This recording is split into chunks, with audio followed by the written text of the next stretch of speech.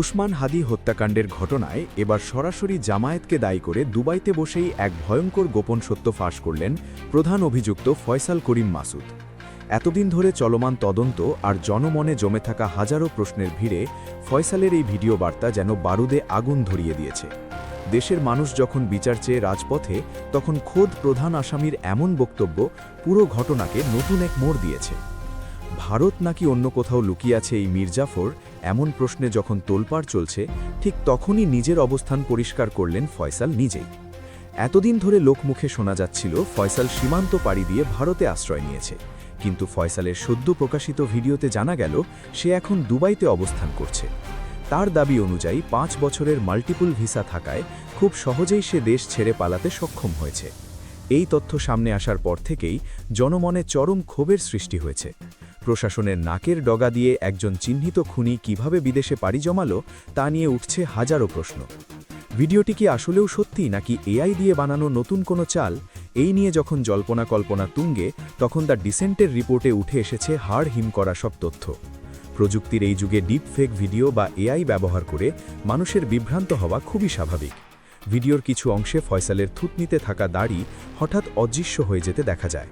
সাধারণ দর্শকের মনে হতে পারে এটি হয়তো কোনো এআই জেনারেটেড ভিডিওর ত্রুটি, কিন্তু দ্য ডিসেন্ট তাদের গভীর অনুসন্ধানে নিশ্চিত করেছে যে এই ভিডিওটি কোনো এআই কন্টেন্ট নয়, এটি ফয়সালের নিজের ধারণ করা একদম বাস্তব ভিডিও। ভিডিওর ব্যাকগ্রাউন্ড নয়েজ থেকে শুরু করে তার মুখের অভিব্যক্তি সবকিছুই স্বাভাবিক এবং বাস্তব। দাড়ি অদৃশ্য হয়ে যাওয়ার বিষয়টি আসলে ভিডিও রেকর্ড করার সময় ব্যবহৃত কোনো ফিল্টারের যান্ত্রিক ত্রুটি বা গ্লিচ মাত্র, অর্থাৎ ভিডিওটি আসল এবং ফয়সাল নিজেই এই বার্তা পাঠিয়েছেন তা নিয়ে সন্দেহের আর কোনো অবকাশ নেই। মীর জাফরের আত্মপ্রকাশ ও লোকেশন মিস্ট্রির জট খুলতে গিয়ে বেরিয়ে আসছে চাঞ্চল্যকর সব তথ্য। এতদিন সবাই জানত সে ভারতে পালিয়েছে, বিভিন্ন সোর্স থেকেও এমনটাই দাবি করা হচ্ছিল, কিন্তু হঠাৎ দুবাই থেকে ভিডিও বার্তা দিয়ে ফয়সাল যেন সবাইকে বৃদ্ধাঙ্গুলি দেখালো। ভিডিওতে সে নিজেকে সম্পূর্ণ নির্দোষ দাবি করেছে। তার মতে সে হাদি হত্যার সাথে কোনোভাবেই জড়িত নয়। পুরো ঘটনাটি নাকি তার বিরুদ্ধে সাজানো এক গভীর ষড়যন্ত্র। সে দাবি করছে তাকে এবং তার পরিবারকে অহেতুক হয়রানি করা হচ্ছে। নিজেকে সাধু সাজাতে গিয়ে সে বলেছে যে সে একজন প্রতিষ্ঠিত ব্যবসায়ী এবং নিয়মিত করদাতা, তার আইটি ফার্ম আছে এবং সে সরকারি কাজ করে। অথচ হত্যাকাণ্ডের মূল অভিযুক্ত হিসেবে তার নাম উঠে আসার পর থেকে তার এই সাধু সাজার চেষ্টা মানুষের কাছে হাস্যকর মনে হচ্ছে। ভণ্ডামির মুখোশ ও হাদির চরিত্র হননের এক জঘন্য খেলায় মেতে উঠেছে এই ফয়সাল। বন্ধু হয়ে বন্ধুর পিঠে ছুরি মারার এক নিকৃষ্ট উদাহরণ সৃষ্টি করেছে সে। ভিডিওতে শহীদ ওসমান হাদির বিরুদ্ধে 5 লাখ টাকা ঘুষ ও তদবির বাণিজ্যের যে অভিযোগ এনেছে তা শুনে স্তম্ভিত পুরো দেশ। ফয়সাল দাবি করছে অর্থ ও খাদ্য মন্ত্রণালয়ের 2টি কাজ পাইয়ে দেওয়ার কথা বলে হাদি নাকি তার কাছ থেকে 5 লাখ টাকা অগ্রিম নিয়েছিল। এমনকি হাদির বিভিন্ন প্রোগ্রামে ডোনার হিসেবে ফয়সাল টাকা ঢেলেছে বলেও দাবি করেছেন তিনি। যে ওসমান হাদি অন্যায়ের বিরুদ্ধে সব সময় গলার কাঁটা ছিলেন এবং দুর্নীতির বিরুদ্ধে সোচ্চার ছিলেন, মৃত্যুর পর তার চরিত্র হননের এই চেষ্টা কোনোভাবেই মেনে নিতে পারছে না সাধারণ মানুষ। বিশ্লেষকদের মতে নিজেকে বাঁচাতে ফয়সাল এখন মৃত মানুষের নামে কুৎসা রটাচ্ছে, কারণ মৃত মানুষ তো আর এসে প্রতিবাদ করতে পারবে না। তাই এই সুযোগটা কাজে লাগিয়ে সে নিজেকে ধোয়া তুলসী পাতা প্রমাণ করতে চাইছে। ফয়সাল তার ভিডিওতে জামায়াতকে সরাসরি দোষী সাব্যস্ত করার চেষ্টা করেছে। সে হাদিকে জামায়াতের প্রোডাক্ট হিসেবে আখ্যায়িত করেছে এবং দাবি করেছে যে জামায়াতের অভ্যন্তরীণ কোন্দল বা তাদের লোকেরাই এই হত্যাকাণ্ড ঘটিয়েছে। কিন্তু প্রশ্ন হলো, এতদিন ধরে তদন্তে যা উঠে এসেছে তার সাথে ফয়সালের এই দাবির কোনো মিল নেই।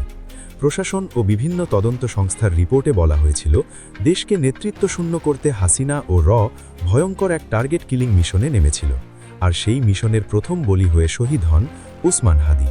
হাদিকে সরাতে ব্যবহার করা হয়েছিল তার খুব কাছের বন্ধু বেশি এই ফয়সালকে। অথচ ভিডিওতে ফয়সাল খুব চতুরতার সাথে সেই দায়ে এড়িয়ে গিয়ে সব দোষ জামায়াতের ওপর চাপানোর চেষ্টা করছে। এটাকে অনেকেই দেখছেন আসল ঘটনাকে ঢাপাচাপা দেওয়ার এক নতুন কৌশল হিসেবে। সত্য নাকি নতুন চাল তা যাচাই করতে গিয়ে বেরিয়ে এসেছে ফয়সালের ভণ্ডামির চূড়ান্ত রূপ। দ্য ডিসেন্টের ফ্যাক্ট চেক বলছে ভিডিওটি আসল হলেও সেখানে ফয়সাল যা বলেছে তার বেশিরভাগই ঢাহা মিথ্যা। ভিডিওতে ফয়সাল দাবি করেছে হাদিকে হত্যা করার সময় ব্যবহৃত মোটরসাইকেলে সে ছিল না, এমনকি বাইকের চালকও তার পরিচিত কেউ ছিল না। কিন্তু সিসিটিভি ফুটেজ এবং পুলিশের তদন্ত রিপোর্ট বলছে সম্পূর্ণ উল্টো কথা। হাদিকে হত্যা করার সময় ব্যবহৃত বাইকের পেছনে বসে যে ব্যক্তিটি গুলি চালিয়েছিল সে আর কেউ নয়, স্বয়ং ফয়সাল করিম মাসুদ, আর বাইকটি চালাচ্ছিল তার সহযোগী আলমগীর শেখ। দেশের শীর্ষস্থানীয় সব গণমাধ্যমে এই তথ্য সিসিটিভি ফুটেজের বিশ্লেষণ সহ প্রচারিত হয়েছে। দিবালোকের মতো পরিষ্কার একটি সত্যকে ফয়সাল ভিডিওতে এসে অবলীলায় অস্বীকার করে গেল। তার এই মিথ্যাচার প্রমাণ করে যে সে কতটা ধূর্ত এবং ঠান্ডা মাথার অপরাধী। অন্যদিকে রয়ের কানেকশন বনাম জামায়াত কার্ড এখন আলোচনার কেন্দ্রবিন্দুতে। হাসিনা সরকার ও ভারতীয় গোয়েন্দা সংস্থা রয়ের কিলিং মিশনের কথা যা এতদিন শোনা যাচ্ছিল, তার সাথে ফয়সালের এই নতুন জামায়াত তত্ত্ব মেলানো বেশ কঠিন। বিশ্লেষকদের মতে আসল সত্যকে ঢাপাচাপা দিতে এবং তদন্তকে ভিন্ন খাতে প্রবাহিত করতেই ফয়সাল এখন নতুন কোনো স্ক্রিপ্ট আওড়াচ্ছে। হয়তো তাকে যারা ব্যবহার করেছে তারাই তাকে শিখিয়ে দিয়েছে কি বলতে হবে। প্রশাসন এতদিন যা বলল আর ফয়সাল এখন যা বলছে, তার মধ্যে আকাশ পাতাল তফাৎ। এই গোলমালটা আসলে কোথায় তা খতিয়ে দেখা দরকার। ফয়সাল কি কাউকে বাঁচাতে চাইছে নাকি নিজেকে বাঁচাতে নতুন গল্প ভাবছে, তা এখন বড় প্রশ্ন। তবে একটা বিষয় পরিষ্কার যে সে জনমনে বিভ্রান্তি সৃষ্টি করতে সক্ষম হয়েছে। ফয়সালের ভিডিওতে তার পারিবারিক আবেগের বিষয়গুলোও তুলে ধরা হয়েছে। সে দাবি করেছে তার পরিবারের কোনো দোষ নেই, অথচ তাদের ওপর অত্যাচার চালানো হচ্ছে। এখন সে কান্নাকাতি করে মানুষের সহানুভূতি পাওয়ার চেষ্টা করেছে, কিন্তু একজন খুনি যখন নিজের অপরাধ ঢাকতে পরিবারের দোহাই দেয়, তখন তা কতটা বিশ্বাসযোগ্য তা সহজেই অনুমেয়। হাদির পরিবারও তো তাদের সন্তান হারিয়েছে। হাদির স্ত্রী সন্তানরা যে যন্ত্রণা ভোগ করছে, তার খবর কি ফয়সাল রাখে? নিজের পিঠ বাঁচাতে সে এখন ইমোশনাল কার্ড খেলছে, কিন্তু জনতা তার এই সস্তা আবেগে গলে যাবে না, কারণ তার হাতে লেগে আছে বন্ধুর রক্ত। যে বিশ্বাস করে তাকে কাছে টেনেছিল, তারই বুকে সে গুলি চালিয়েছে। এমন মীর জাফরের কান্না শুধুই কুমিরের কান্না ছাড়া আর কিছুই নয়। এদিকে দুবাই থেকে কি ফয়সালকে ফেরানো সম্ভব হবে? এই প্রশ্ন এখন সবার মুখে মুখে। বাংলাদেশ ও দুবাইয়ের মধ্যে বন্দি বিনিময় চুক্তি বা আইনি প্রক্রিয়ার মাধ্যমে তাকে ফিরিয়ে আনা কতটা সহজ হবে তা নিয়ে আইনি জটিলতা রয়েছে। তবে সরকার যদি কঠোর কূটনৈতিক পদক্ষেপ নেয়, তাহলে তাকে ফিরিয়ে আনা অসম্ভব নয়। প্রশাসন দাবি করছে তারা ফয়সালকে ধরার জন্য সর্বোচ্চ চেষ্টা চালিয়ে যাচ্ছে, কিন্তু ফয়সালের এই ভিডিও বার্তা প্রমাণ করে যে সে ধরা ছোঁয়ার বাইরে বেশ নিরাপদেই আছে। তার এই ভিডিও প্রকাশ প্রশাসনের গালে এক চপেটাঘাতের মতোই। অপরাধী দেশ থেকে পালিয়ে গিয়ে বিদেশে বসে ভিডিও বার্তা পাঠিয়ে নিজের সাফাই গাইছে, এটা দেশের আইন শৃঙ্খলার জন্য চরম অবমানকর। হাদির রক্ত কি বৃথা যাবে নাকি প্রকৃত খুনিদের ধরা সম্ভব হবে, তা এখন সময়ই বলে দেবে। কিন্তু ফয়সালের এই ভিডিও বার্তার পর তদন্তে নতুন করে গতি আনার প্রয়োজন হয়ে পড়েছে। ফয়সাল যে দাবিগুলো করেছে সেগুলোর সত্যতা যাচাই করা জরুরি।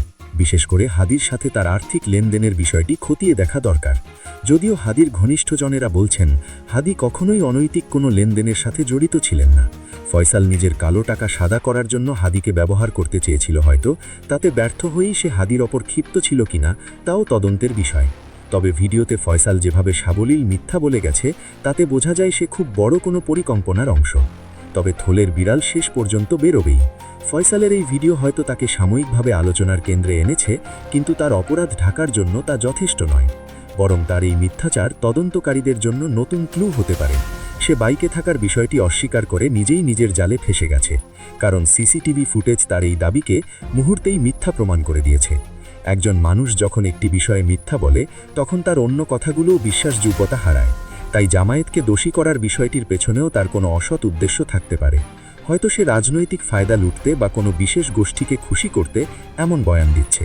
ফয়সালের এই আচরণের পেছনে গভীর কোনো মনস্তাত্ত্বিক খেলাও থাকতে পারে। সে হয়তো চাইছে তদন্তকারীদের মনোযোগ মূল ঘটনা থেকে সরিয়ে অন্যদিকে ঘুরিয়ে দিতে, অথবা সে হয়তো চাইছে হাদির সমর্থকদের মধ্যে বিভেদ সৃষ্টি করতে, কিংবা জামায়াতের নাম জড়িয়ে সে রাজনৈতিক কাদা ছোড়াছুড়ির সুযোগ তৈরি করতে চাইছে। কিন্তু দেশের মানুষ এখন অনেক সচেতন।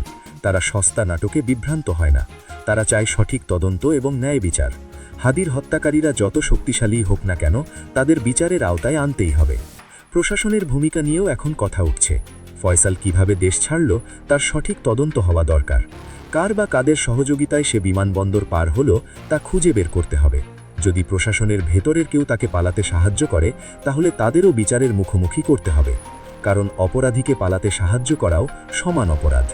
ফয়সালের এই পলায়ন এবং পরবর্তী ভিডিও বার্তা প্রমাণ করে যে সে একা নয়, তার পেছনে বড় কোনো শক্তি কাজ করছে, যারা তাকে আশ্রয় প্রশ্রয় দিচ্ছে এবং বুদ্ধি পরামর্শ দিচ্ছে। সবশেষে বলা যায়, ফয়সাল করিম মাসুদের এই ভিডিও বার্তা হাদি হত্যাকাণ্ডের তদন্তে নতুন এক মাত্রা যোগ করেছে। তার মিথ্যাচার এবং বিভ্রান্তিমূলক তথ্য মানুষকে ক্ষুব্ধ করেছে ঠিকই, কিন্তু সত্য উদ্ঘাটনের পথ প্রশস্ত করেছে। তার প্রতিটি দাবি এখন চুলচেরা বিশ্লেষণ করা হচ্ছে। মিথ্যা বলে সে হয়তো সাময়িকভাবে পার পাওয়ার চেষ্টা করছে, কিন্তু সত্যের মুখোমুখি তাকে একদিন হতেই হবে। দুবাই বা অন্য কোনো দেশ, যেখানেই সে থাকুক না কেন, আইনের হাত থেকে তার রেহাই নেই।